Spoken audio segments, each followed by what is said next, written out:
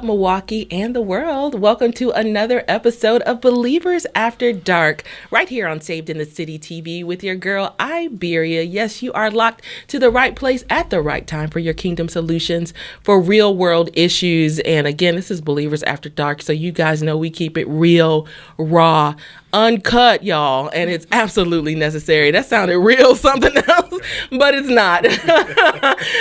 Today's topic is actually far from probably where your brains are for Believers After Dark. Today's topic is called the racial divide. And it's something that I think we hear so much when we're talking about race, and we're talking about, especially, I keep bringing up this Netflix series that I recently watched, The Way They See Us, and just all of these different things that we see. Oh, actually last night, just quick sidebar before I introduce these amazing folks sitting at the table, I watched If Beale Street Could Talk. Have you guys seen that?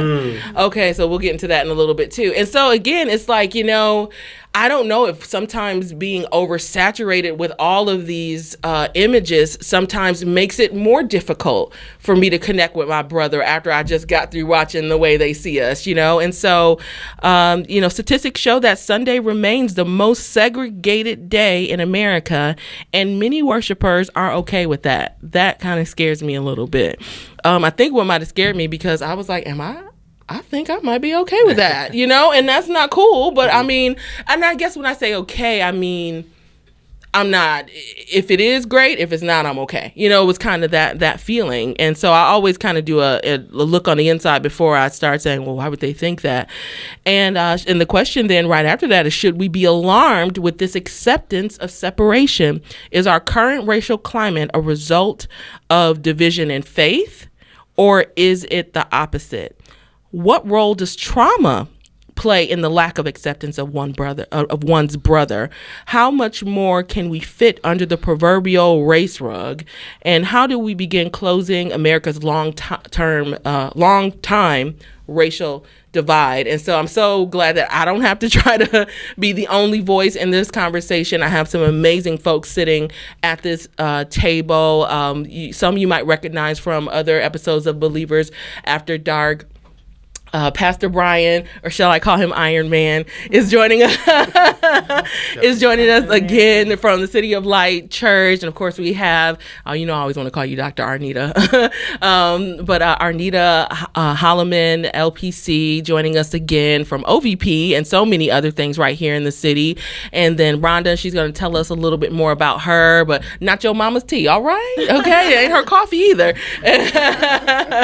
And we'll get into that. And then the amazing Pastor Jake, who I'm just meeting for the first time today, but I've heard so many amazing things about you. Brave Church, welcome y'all to the table. Thanks for having us. Yeah, so glad that you guys could be here. So let's just kind of go around the table, even though I did brief introduction. I already said who they were. But let's start this way, actually.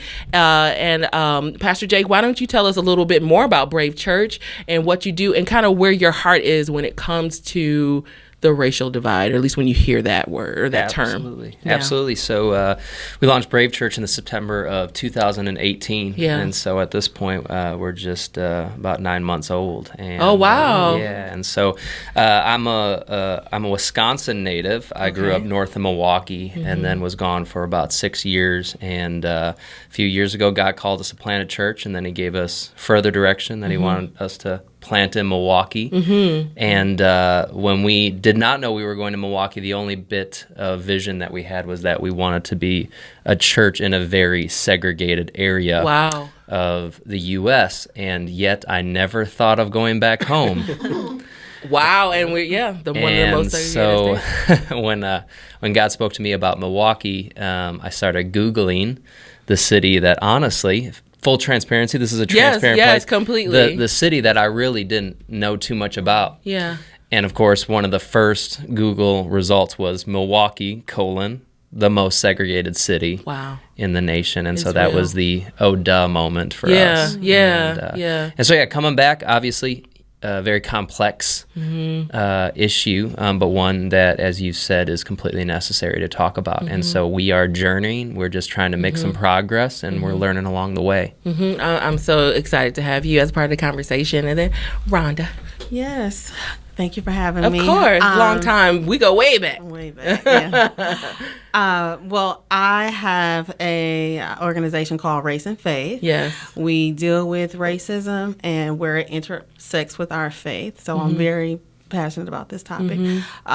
Predominantly our work is with Christian congregations, but it is an interfaith organization, so we'll work across religions, but primarily we just work with right now Christians, and more Christians in the mainline denominations, what's considered mainline, like Lutheran, Methodist, Presbyterian, right, and predominantly white congregations, where we go in and we have and facilitate conversations about racism. No, I absolutely love it. And you do that as an extension with Not Your Mama's Tea as well. Is that something else? Not Your Mama's Tea is my fun, my joy, exactly, because I need to bring that back so people don't feel like I just completely was like, oh, race and faith, forget. Like it's real. Like I didn't make it up. No. Not Your Mama's Tea is a social tea club, primarily for women, where it's social. Yeah. We do focus on career and wellness, but it's first just being social. Yeah. And one of the good things, though, about Not Your Mama's Tea, when you think about Milwaukee and how segregated it is, it's a space, though, where women come together. It's intergenerational on purpose, but it's also a space where women come from across the racial lines as well. Yeah. One of my white friends who came, she just whispered to me. It was Black History Month, so we were celebrating Black women, and so it's like share your Black woman joy.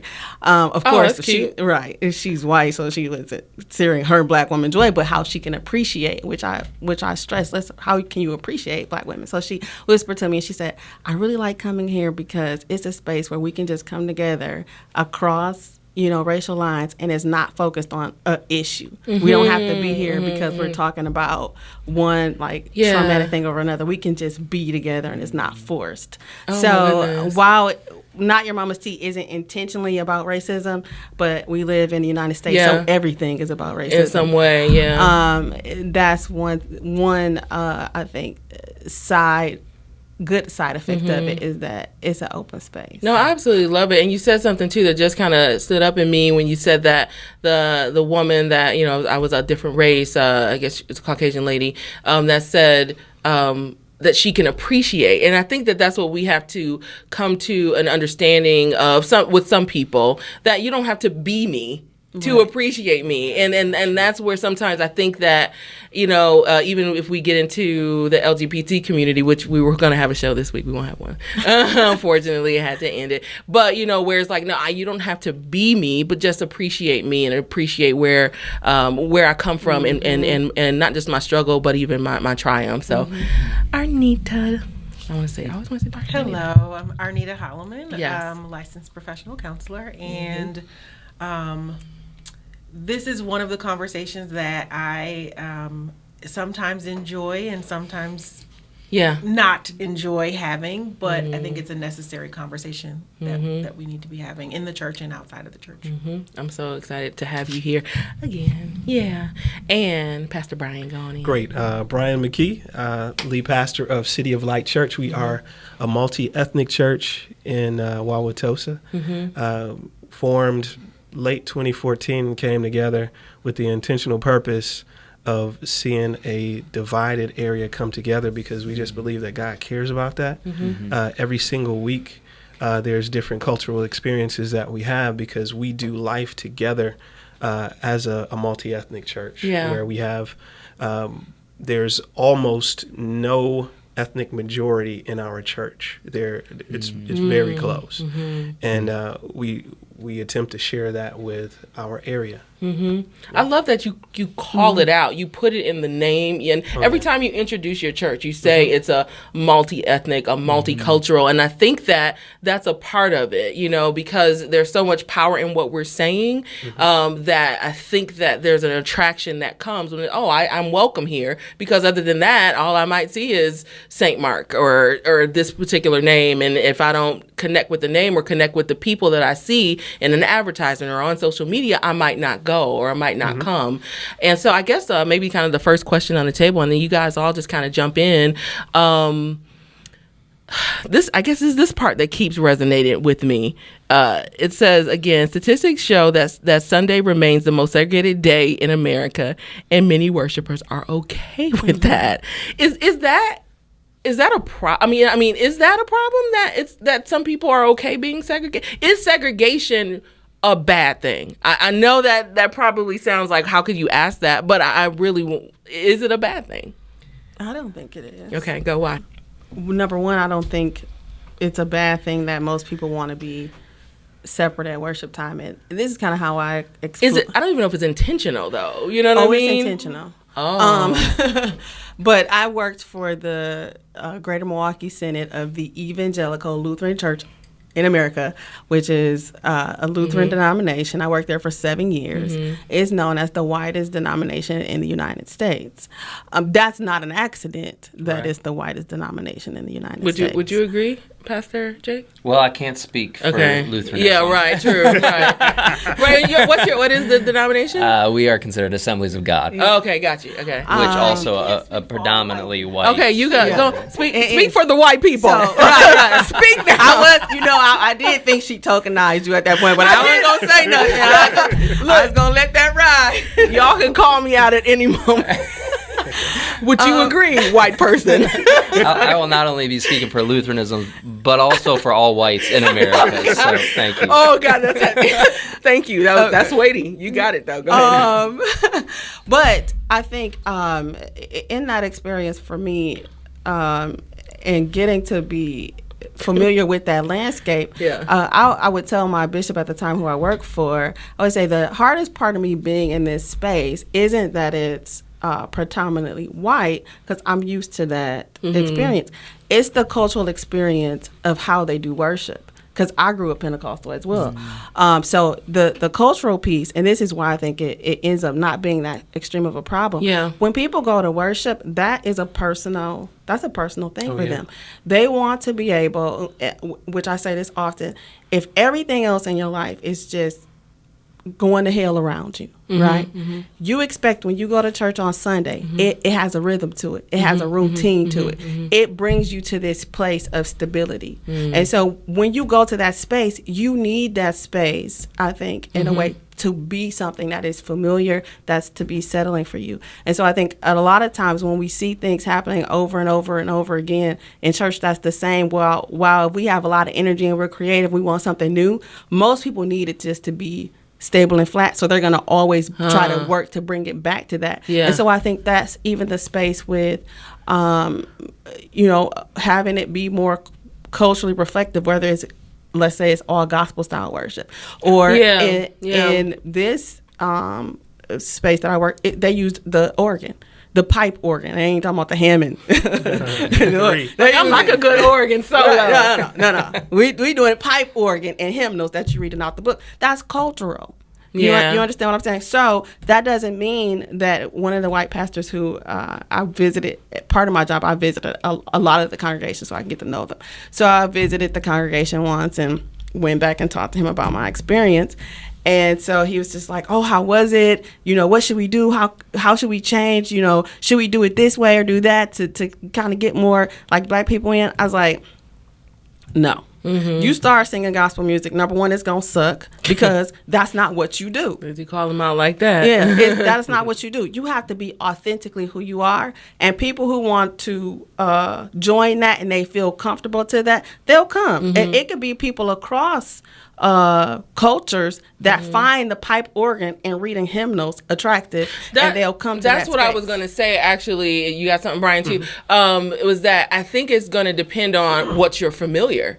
For me, if it's a black culture, then I more than likely will end up at a predominantly black church if that I'm gospel music. That does a certain kind of music, Right. exactly. And then if I'm biracial, maybe it might be different, maybe not, or maybe I'm not even biracial. Maybe I just grew up in a culture that was mixed and diverse, and so I think it depends on what your familiar is. Go ahead. Yeah, and I would lean on the side of probably the opposite of that in the original question of is it okay to be segregated? Yeah.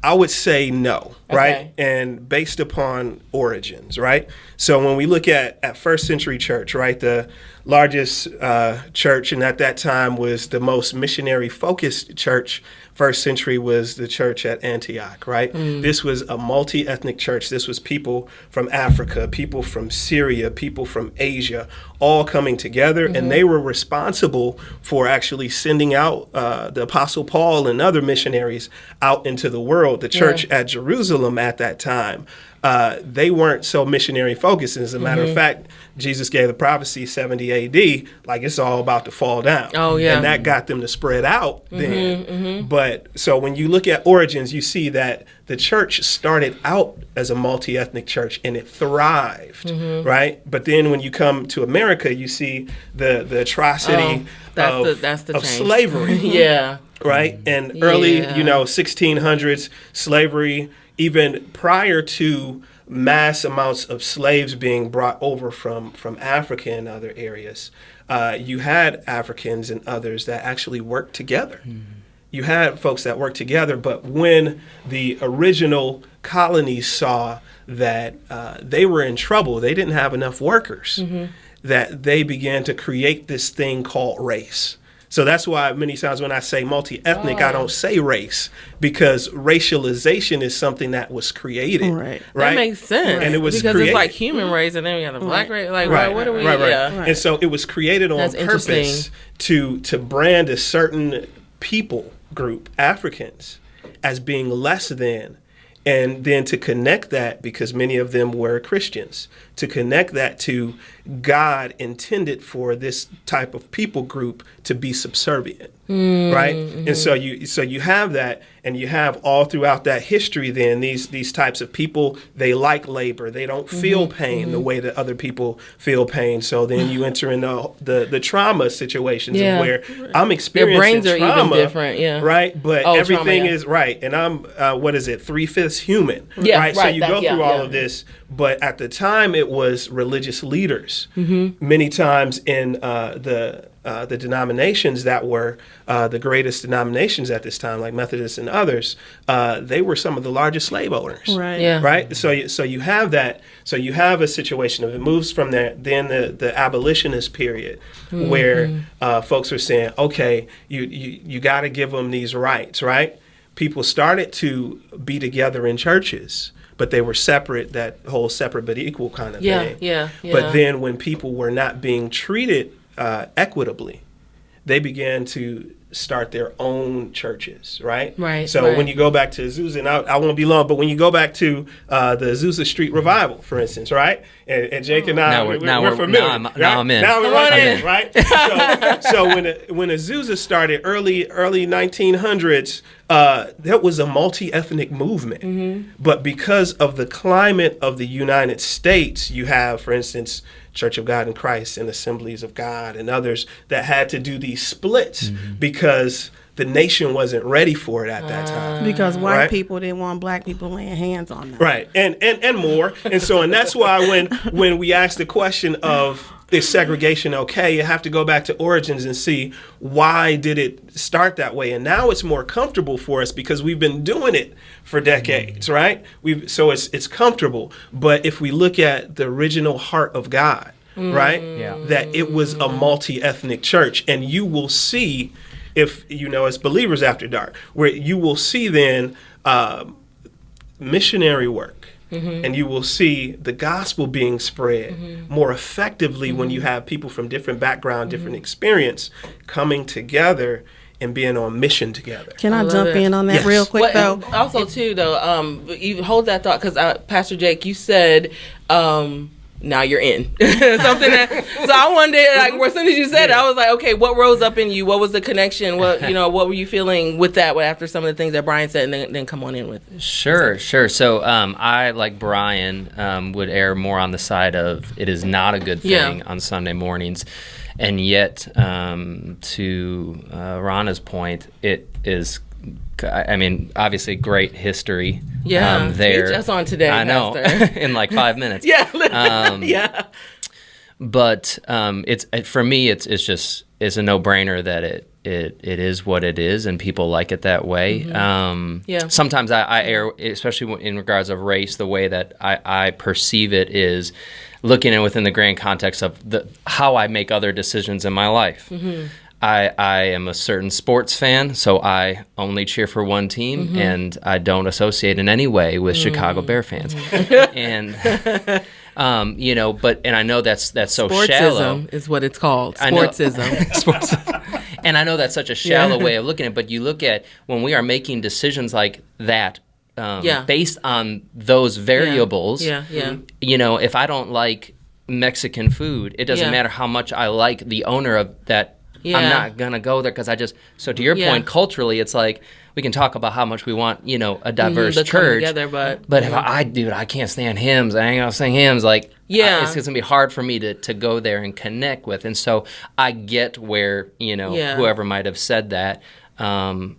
That they're okay with it. And personally speaking, I probably would have said that once upon a time. That's interesting. Because to invite in other races is to invite in other perspectives. And to invite in other perspectives, now I have a decision to make. Do I really want, full transparency. There was a time in my life where I did not want to know what your story was. Wow.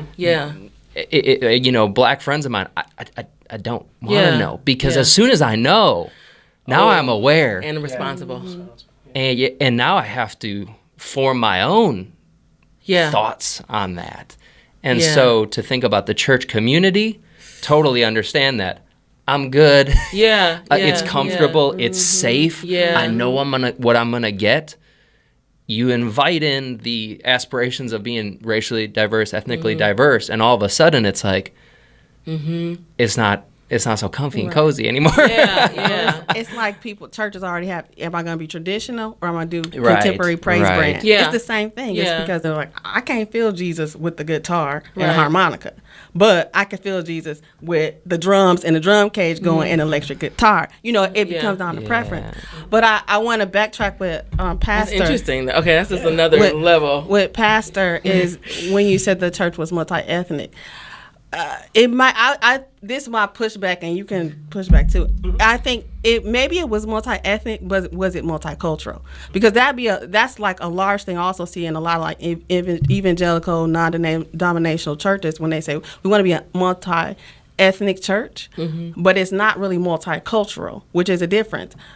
Which I heard you say about your church is actually multi-ethnic and multicultural. And so that's a difference. So a lot of early church, it may have been multi-ethnic, but they were lining up under Jewish culture and how they were in some ways possibly reforming it. I don't know if I necessarily think that the early church was multicultural in the ways that they, especially with some of Paul's reading, and just the fact that Paul was still Jewish, Jesus was still Jewish. He came through a cultural line with a lot of values and things like that. So I think that's always a struggle I see in churches, period, is how do we, even if we try to bring in people across ethnicity, it is how do we truly become a multicultural place? And that's always the harder part. Because it's not that I can just look at you and have you come in and look like the rainbow, but everything is still going to be done under this one cultural way. Which means then that everything that you bring now to this space is not going to be validated. Only one way can still be what's presented here. So I think to that point, I want to go back to the original question about,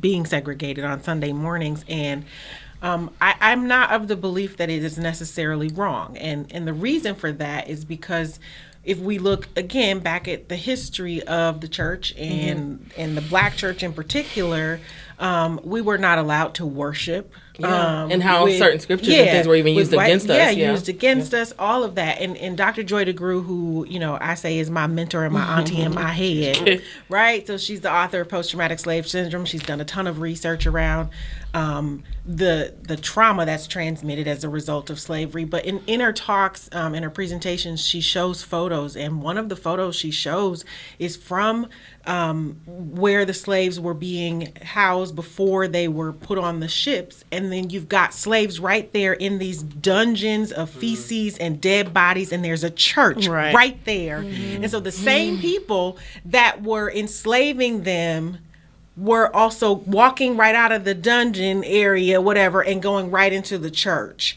And so we got to deal with the fact that the same Jesus that was given to us to enslave us is also the same Jesus that saves us. And so that is a lot to grapple with. And I have to go back to your point earlier, which I totally agree with, that worship is one of the most intimate experiences ever.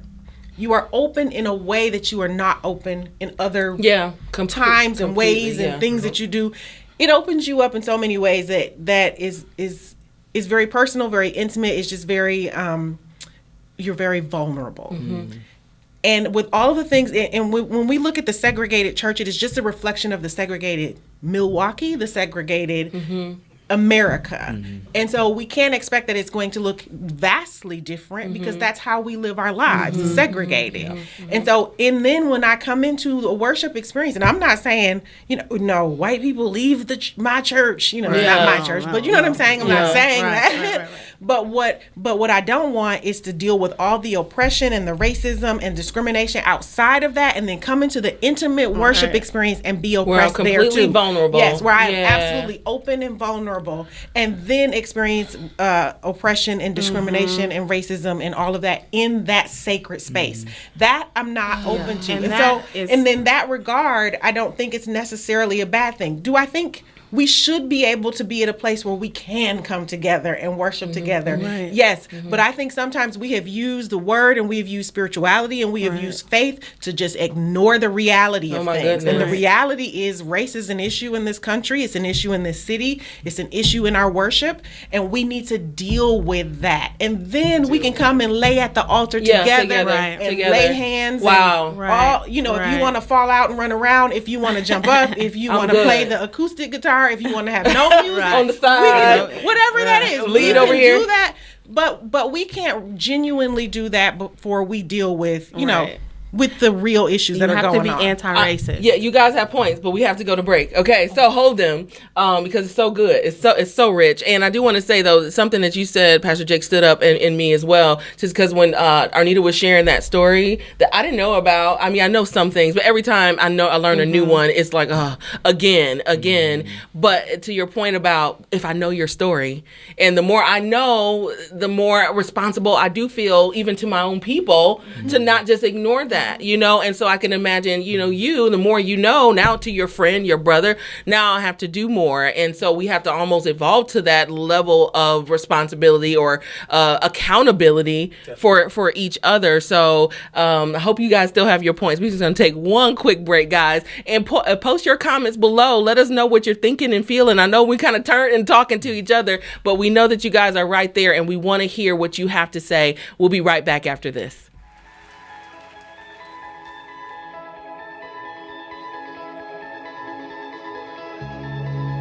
Hi, I'm Brian. And I'm Jolinette McKee. Every city has a story. Milwaukee, first inhabited by Native American tribes from which it received its name, good, beautiful, and pleasant land, has for centuries been a place where families could come seeking rest, refuge, and a better life. From German and Irish settlers escaping hardship to Hmong Americans fleeing civil war, even to African Americans seeking freedom from the clutches of slavery, Milwaukee has long been a mixing pot of culture and a place where dreams could be realized. And somehow, through the course of history, life hardship and cultural differences has caused many of those dreams to go dim. The City of Light Church is a community of people who refuse to accept life as it is and choose rather to embrace a brighter future for our city. We believe that the hungry can be fed. We believe that marriages do not have to end in divorce, but instead can be healed. We believe that people from different backgrounds can come together and serve God and one another in love. And we believe that the good news of Jesus Christ can be given to our city's residents to heal them from the inside out. Will you believe with us? you can go to www.mycityoflight.com/join to join up with a group of driven people who are looking to make a large impact on our city. Thank you. And God bless. And we are back. You guys are locked live to Believers After Dark right here on Saved and the City TV. And we're discussing the racial divide. I would say it's getting hot in here, but I don't think it. I mean, I think that we're just talking about stuff that is real, and if nothing else, it definitely is thought provoking, and it makes you kind of have to look within and really consider why you make the decisions that you make, as it pertains to worship. And so I want to make sure, and not just worship, but just church in general. I want to make sure that we bring this up again. When we went off camera, Pastor Jake didn't have a stone, but that was not on purpose. We give these stones out to every person that sits at this table as a reminder that he without sin cast the first stone. And I don't want you all casting stones since you have one, but because we all live in a glass house and we all have different opinions, and we all come from different environments that make us think sometimes differently than other people. And so it's just a little reminder that your flaw is my flaw, your flaw isn't bigger than mine. We all have something going on, and we want to make sure that we're not so much judgmental at the table, more than we are open and understanding and ready to learn. And so make sure that you guys have your stones at home, even if it's not a real one, just in your mind. Go ahead and think about a stone. So again, we're back, and again, we're talking about the racial divide. And before we went to break, everybody had a point. I hope you didn't lose it. Let's start with Pastor Brian, and we'll move over to Rhonda. Great. So one of the thoughts that I had as everybody was giving some great points there, is that in Sunday worship, it is a sacred place, but does it have to be either or, right? Does it have to be just one style, right? When you look at the worship experience. Mm-hmm. So one of the things that as an example that we've done is we make sure that our band is multi-ethnic. You have to make sure that your leadership is multi-ethnic, and in doing that, because when you go back to first century again, when we were kind of talking through that, you had people that were Jews and Gentile. As a matter of fact, most of Paul's writings, when you look at them, you see that he's dealing with these different cultures, right? Okay, you believe that it's okay to eat ribs. I believe that it's not okay to eat ribs. So how do we deal with that? How do we sit at the table as brothers? As a matter of fact, he came against Peter. Because Peter, when the Jews came in the door, he stood up from his Gentile or non-Jew brothers, and he didn't want to eat ribs with them anymore, right? Yeah. And so those kinds of things were dealt with. And I think if the early church dealt with those things, then it's imperative for us that we set the bar for love in our society. Yeah, set the bar for love. Right, I love that. Real Jesus, right? Not the Jesus that people use as a manipulation tool, but the real Jesus, right? And deal with those hard conversations. Sometimes an example of some of the things that have been done is where you have facilitated conversations where you talk through those things. How was your experience growing up? Did you have some experience that was negative with somebody from a different cultural background? Right. What was that? Let's pray that through. Let's talk about it and help one another to heal, so that that I'm not that person. You might look at me and my shade of skin might be similar to that person, but I'm not him or I'm not her. Now let's set the bar. Let's set the bar higher. You had something, right? I wanted to say I got a lot of stuff. I know it's so much. So I'm rewind. I went to the Lutheran School of Theology, so I have a Master of Arts in Theological Studies. And part of my, one part of my studies was looking at Christianity, but in North Africa. And so when you brought that up about what happened, to West Africans, and a lot of my friends who may be like, I had one friend, like, I'm not Christian no more, I'm practicing voodoo, or I'm not doing Christianity anymore, I'm finna be like, and in a way I Hebrew, get it, Israelite, whatever. It. Right, yeah. It's because it is the narrative and the message that we get, that the only reason why we know about Jesus is because white people gave it to us. I was at church once, this really pissed me off. The guy stood up at church, a black older man, stood up at church, and said, I thank God for slavery because that's how I know Jesus. These are a lot of the ways in which we have internalized a lot of racial oppression in church that if we talking about repentance, which I always say as a Pentecostal person, we believe in repentance and deliverance most, often not. So it's like, okay, let's get racism to the altar that we can all be delivered, but we don't have an anti-racist lens. And that's what I was going to say. We have to see, so even if you are at a church that's predominantly white, predominantly black, predominantly Latino, predominantly Native, whatever, it doesn't mean you can't have an anti-racist lens. And that's the issue. It's not the point of being that everybody's in their own thing. I could come to your church, it could be all white, but if I'm embraced with love, it's all good when I get there. If you come to my church and it's all black, which I've heard a lot of white people say, they feel so warm and invited and accepted, it's because that environment is still loving. That's the issue. And so the other thing I wanted to say about what I learned when I wrote that paper about Christianity in North Africa, which when the church, what we recognize as today as Christian, because back then early church they weren't going in that, like Jesus wasn't Christian, he was still Jewish. He is still Jewish, right? But I mean, that's how people, even Paul still was Jewish. It's like how people think about it. Yeah. But anyways, which is interesting. That I learned about the Ethiopian church. They were right alongside the Catholic Church. I don't know about the Ethiopian. I know. It's Coptic. It's a Coptic church. It's only one here in the state. So people who are Coptics, I met them from Madison. It's on the south side on Drexel, so you can go there. Excuse me. It's a beautiful facility, but it's the Coptic church, and so that's the only other place Jesus went to was Egypt. Wow. So they're really proud about that. But we're not. When we think about it, we still think about, even as Christians, how we want to perceive that the white people just gave it to us. When it was a lot of Christians in North Africa who were martyrs in the early church, they died for the cause. But we don't learn about that because we don't really do historical studies. I mean, I don't want to go all down the line. I talk about discipleship in church. I don't want to go down the line. That's a good point you're making. I want to clarify that I'm not saying that white people was our first introduction as Africans I'm not taking Jesus or to as that. So I know people want to say clarify that's their thing. Like, well, I'm not doing that no more. That's the white man's religion, right? Because I'm a believer and I believe Jesus is the Son of God, and he came and he was fully human and fully divine and all of that. So I'm not of that belief that, Right.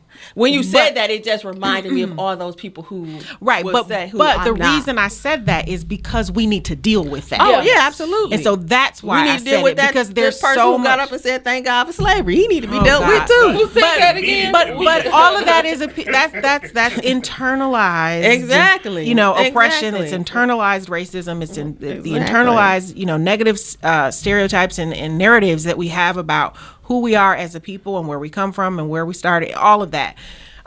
But we can't, I think the thing that gets me a little at times is that we cannot come into this just like, we should be in a loving environment. So I go to a church that has more than one race, right? So it's predominantly black, but there are other people. So, Hispanic, white, whatever. And it's a very loving, welcoming environment. And I don't feel any different. And I can't say that I go in there feeling like, oh my God, don't sit next to me if you're not black. Like, absolutely not. However, I recognize that we live a life outside of when we worship, right? So that there are other parts to us. We are spiritual beings, but there are other pieces of who we are. And so I want to make sure that wherever I'm worshiping or whenever I'm having the conversation, that we really are bringing forward that we have to deal with those other parts of our lives. As a clinician, I look at everything from a mental health lens, as a pastor or I'm sure there are, times when you're like, ooh, I want to not see the, spiritual piece of this, but it's hard to, right? So when you're a believer, whatever the case may be. And so as a black woman in America, I can't turn off being black. I can't turn off my black lens.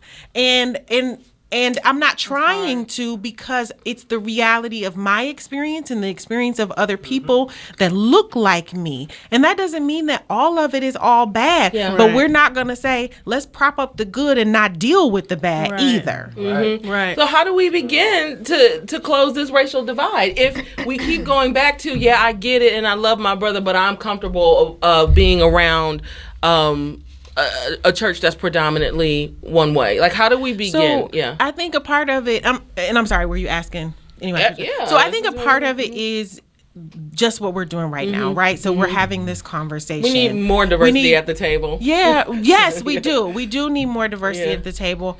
But I think that, a part of it is also just our ability to trust. And we can't feel loved unless we feel we have trust, right? Mm-hmm. So one of my favorite movies, which, is Christian, controversial, whatever, The Shack, right? I love The Shack. Right. So, people are, it's polarizing, because Jesus right? was like Indian? I'm going to have to remove myself from the conversation. I was fine with the race talk, but now you brought the Shack into it. Right. Because Jesus was Indian. I love that movie. No, God was a black woman. So, right. Right. She was a black woman. Jesus was an Indian man. Yeah, I love The Shack, by the way. I love The Shack. That is one of my, and I'm not a fiction reader, but I read that book. And I read the book. I've had a million discussions about it, seen the movie, I don't know how many times. But one of the things that in the book, the main character, Mac, I think Sarayu's talking to him or whatever. They're having this conversation. You better know the names. I don't know that. Yes. And there's a quote from that in this conversation where the Holy Spirit is saying to Mac, or God is saying to Mac, trust is the fruit of a relationship in which you know you are loved. Mac, you don't trust me because you don't know that I love you. Right. Wow. And so when we are able to get to that space with each other within racial lines, I think then we can bring people together in worship in a way that we haven't seen before. I don't know that I can't trust you because I don't know that you love me, and you can't tell me that you love me when you will defend openly and clearly the brutality, the oppression of my people, of the killing of unarmed black men. When you say you need all the facts, I don't know how many more facts you need to empathize and have some human compassion and to just outright see this is dead wrong. I can't trust you. I don't. And if I can't trust you, I really don't know that you love me. And I'm not interested in opening myself up and being vulnerable with you in worship. Oh my God. That kind of, these are going to be, I'm sorry guys, only because we literally, I can't believe this is smoking is absolutely smoking, is on fire. And but I'm here for it because this is good dialogue. But again, so I do kind of want to, in closing, because it's going to be kind of your final remarks. Unfortunately, I think we're over the 30-minute mark already, which is okay because I've been like that for the last few shows. But let's start with Pastor Brian, and then we'll go Pastor Jake, and then we'll end with you, Rhonda. Same question that I gave to Arnita is how do we begin to close this racial divide? Is it even possible? And I do think it's possible. I think the church for a long time has played safe. Right? Where segregation has been easy. Right. So because the worship styles and everything, I could just do this. I can be comfortable. But Jesus has never called us to be comfortable. Right. He called us to be transformative. Right. And to win the nation. So we have to jump in. Some of the things that could be done, some of the things that are being done is to have facilitated conversations in safe places, right, where you begin to start developing that trust. One of the things, and this is, for instance, that we watched the Hate You Give a couple of months ago. It's a great movie, and I thought people, because it was over winter time, I thought people were sneezing and they had colds. But when you looked at the audience, about 200 people or so, they were crying, right, and it was white, black, East Indian, Hispanic, Asian, all over. And after the movie, we started talking about the situations that happened. I don't want to, give any spoilers for people who didn't see it, but something very traumatic happened in that movie that Arnita was just talking about. And and we were able to talk about that. And people then were able to leave with a different understanding, right? And it was city and suburbs together, right? And being able to talk about that. And that began to build those levels of trust. And so now I can, after some point in time, come into a sacred, vulnerable space like a worship space and do that with you and feel okay. And I believe that's what Jesus wants, right? Yeah. Because how are we going to reach the nations together with impact if we are not willing to come together in our local Sunday mornings and worship God together? Mm-hmm. How are we going to be able to do it? So that's the thing. I got a lot of other stuff on my mind, but yeah, we can do a part two. Yeah. We can definitely do a part two. Pastor Jake. Yeah, I love what you said, Pastor, about God hasn't called us to comfort. When I think about, especially the cultural differences, we talked a lot about worship. It is such an intimate experience. I have found for myself personally, I have limited it to my cultural preference. Mm. So. Mm-hmm. And this is a journey that I'm on, is expanding. I didn't necessarily grow up with gospel music. I was exposed to some, but not all, probably the whitest black tunes that, some white, some tunes that white churches would play Israel Houghton wrote. And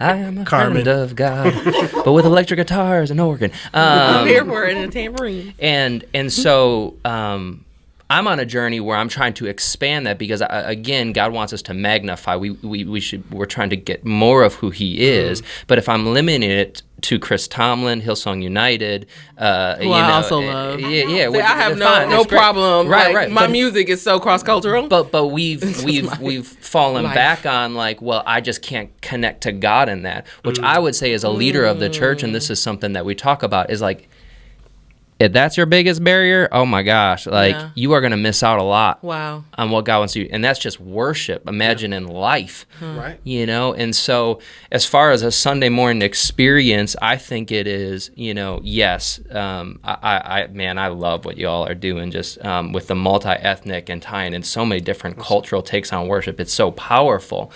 But even going deeper than that, because, the songs that I connected to and I cried my eyes out to in 2000, I can't bear to listen to right now. I'm like, oh my gosh, that song again. I visited a church. I'm like, they're still playing this song. It's once upon a time, that was where the Holy Spirit met me, and now That's interesting. Yeah. So where we're pushing our people even to go, I get it. Yeah. This isn't comfortable. You're not exposed to it. But is there something there? And then outside, you had mentioned this, I think, having a racially unified church is powerful on Sunday mornings, but it has to start during the week. And that's where for us, for Jackie, my wife, and I, coming back, we made it a point that we want to be a racially unified church. But Jackie and I also knew, it's not going to it's not just going to happen on Sunday. What are we in our own lives doing? Are we trying to expand our circle? Because, again, just where I come from, I grew up predominantly in a white school, white suburb, white friendships, the whole deal. So that's a lot. That's a lot of just whiteness. Right. Same here for the blackness. So it's I went to HBCU, and so I just and so it's you said that looks like the rainbow. I think that's great. But if there's no relationship behind the rainbow, what's the point? It's just a sticker. Whoa. So the facilitated conversations our church is doing something like that this fall, because this is a battle that we believe that Brave Church we have to fight in Milwaukee. But at the core of it, if it's not aiming towards relationship, perspective is great. Expanding your mindset, that's awesome. But if it is not leading you to expanding your relationships and your network and really bringing, we in one of these scriptures is it's not just about equality, it's about unity. That if we are the body, well, it's great that I respect the hand, but if I ain't cool being connected to the hand, well, then we're still missing the mark. That's good. My goodness, so rich, Rhonda. That's good. My stomach bubbling up. It's a lot. Yeah, it's good. I am passionate about this, like I said, because this is part of what I do, and talking to congregations a lot, mainly predominantly white congregations. But I think what for me, how we get at this, doing this, the church, like I said last week, we would have anti-racism trainings all the time. Pastors had to go through a 2-day mandatory anti-racism training. Churches have me come in doing either Sunday school hour or they're in between adult study hour, and we're doing studies, we're doing talks about racism. This is a thing though. What I really honestly believe, because what I come to learn, people do all of that stuff too. They'll buy the curriculum, you know. They do a lot of that. Get the T-shirt, right? All of that. I really believe in terms of our faith life. If we want to be radical, if that's what people want, really be radical and transformative, that stuff's not going to happen on a Sunday service. That's good. That's not the place for it. When people come in there, again, that's different. Hopefully you have a leader up front that has an anti-racist lens, that sees the world brighter and broader, and can have God's heart in that sense of saying, like, you're worth it, you're valuable, you are loved, you add something to who we are. You have that as a leader, that's a start. But to be radical and revolutionary is even some of the things that she's already talked about. You have to be willing to make really bold stances. So I always tell people, especially white people, are you giving up your whiteness so that I can live and breathe in this space? Whoa. Now, a lot of churches, we're not having those kinds of conversations because we want to do kumbaya. That means I got to give up my blackness? We want to be kumbaya because you're not oppressing people with your blackness. Your blackness is oppressed. Your blackness is oppressed. We live in an anti-blackness world. When I went to Thailand, I went to Thailand for the first time in 2016. As soon as I got off the plane, I was greeted with bleaching creams.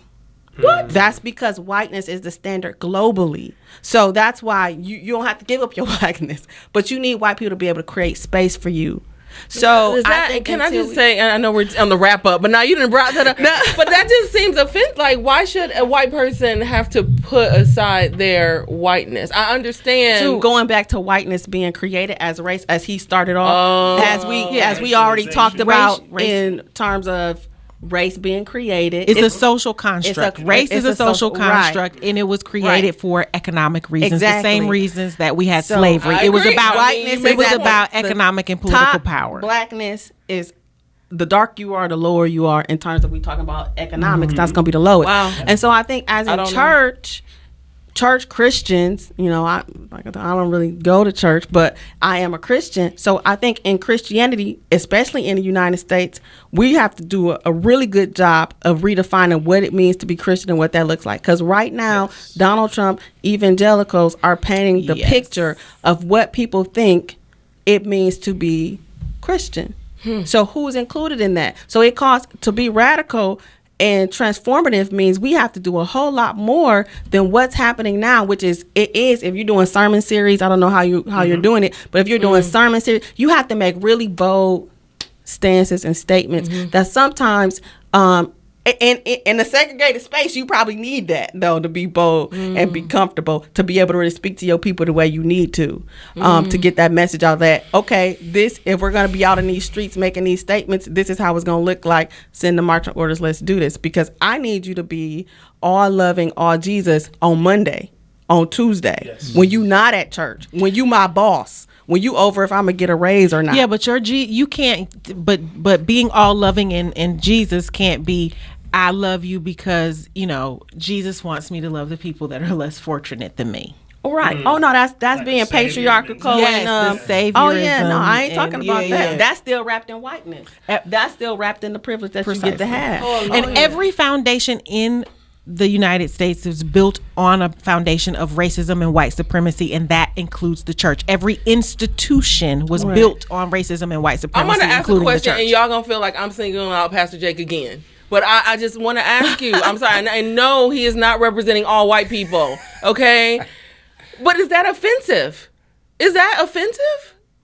To myself. To you. To just as a white person. Is what part offensive? I'm talking about putting down your whiteness. Oh. Yeah. Like that term to me. Like if I don't know. I mean, because everyone's not as aware as we are. Let me bring some awareness to this. that's a historical thing that again comes from slavery. No, that comes from slavery, that we feel like we always need to take care of the white person in the room. Right. And so what you just did was you felt uncomfortable with what was being said, and so then you want to take care of Pastor Jake because he's the white person in the room. Can I wait? This is what here's the thing. I know, right? Wait, like, Pastor Jake, hold on, because I would have done it for if he was the only Indian person in the room, if he was the only gay person in the room, if he was the only chicken in the room. I haven't spoken much, and so I'm just saying, like, to your point, like I'm not, don't feel like you pointed me out because I'm white, just because we're obviously.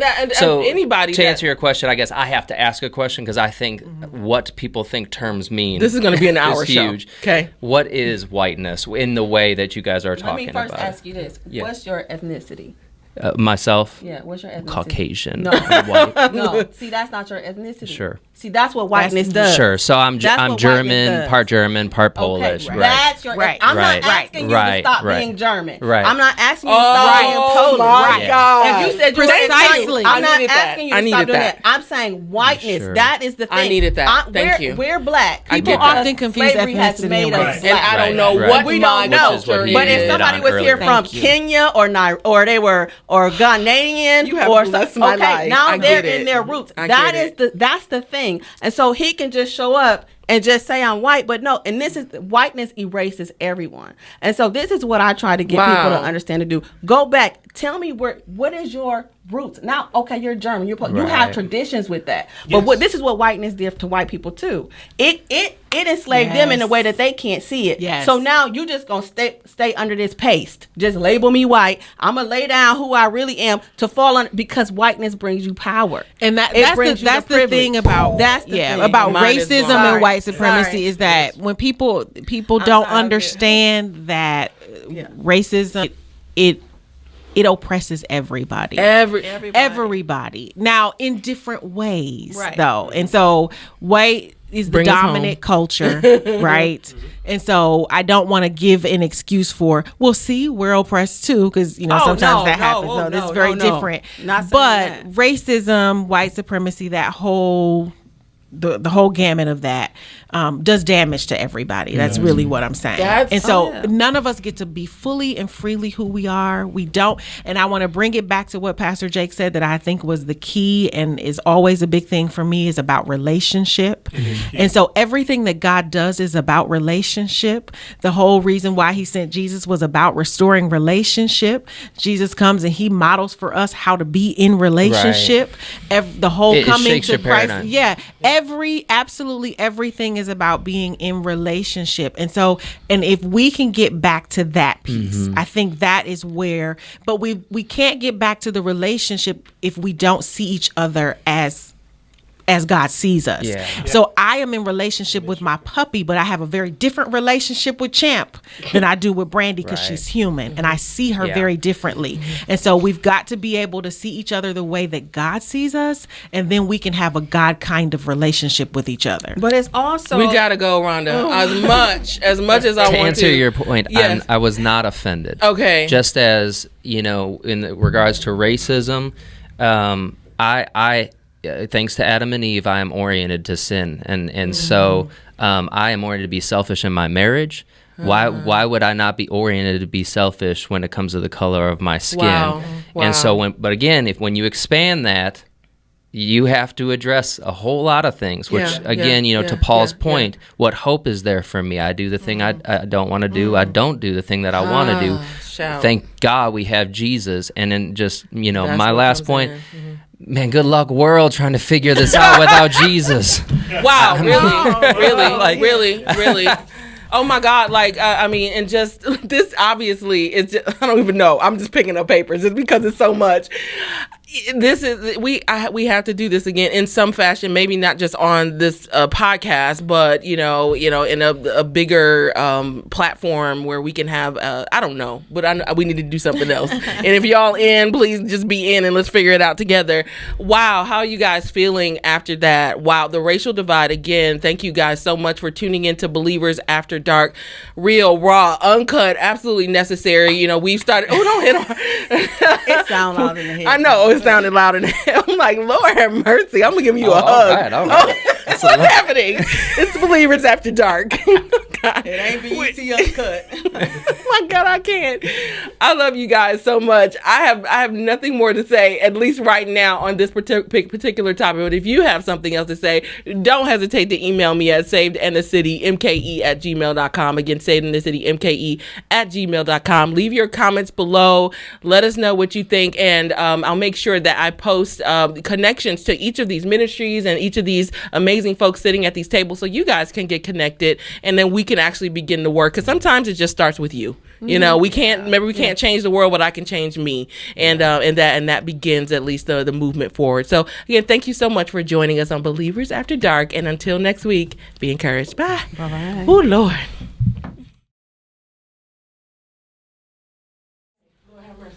Whiteness is a very offensive term to most white people. Just as anytime you preach on any sort of sin, it is offensive. To white people. And so I guess if I were just to speak as a white person, getting there takes a lot longer. Man, like heart is kind of like racing, like, oh, feel it. Are you ready to go back? Okay, now I'm going to bring up what this stone is because I don't think I explained it to you guys. Do you have one, Pastor? I don't. That's not fair. That's okay. Okay. Wait, look, I guess I can find my old. I legit, I kid you not, I was thinking I was a part of a social experiment. I was like, everybody got stuff. I was like, how you feel now, Pastor? Yeah. You ain't got it. I kid you not, I was like, I thought, no, it wasn't. I was like, okay, I get it. No, I get it, guys. You get a stone. Get a stone. No. I get it, guys.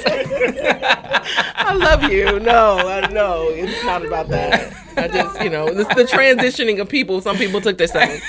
When you can't, you're supposed to take it. Then anyway, I need a team. That's what it comes to.